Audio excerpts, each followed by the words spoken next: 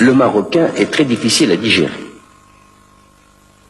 Si on veut vraiment l'intégrer, vous intégrerez peut-être facilement la première génération, mais la deuxième et troisième seront difficiles à digérer, car les cellules marocaines, les gènes, l'hérédité, tout cela jouera. Personnellement, en ce qui me concerne, je suis contre la participation des Marocains aux élections en pays étrangers.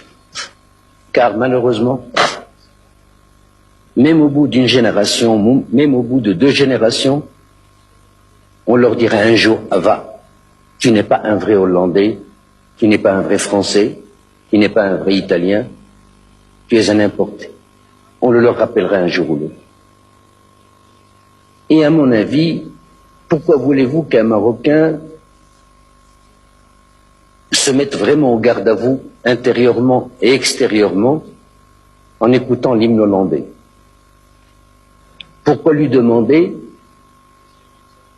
30 ans après ou 60 ans après, d'aller comme un Français ou comme un Allemand, le drapeau national sur l'épaule, aller se faire tuer pour l'Allemagne, pour la France ou pour l'Italie? À mon avis, c'est même immoral. On ne peut pas avoir de drapeau. Car on ne peut pas oublier l'ancien et on n'a pas tout à fait acquis le nouveau. Il vaut mieux laisser chacun chez soi, mais prôner la fraternité humaine, l'égalité humaine, les droits de l'homme, ça oui. Mais l'intégration n'est bonne ni pour l'intégrer, ni pour celui qui intègre.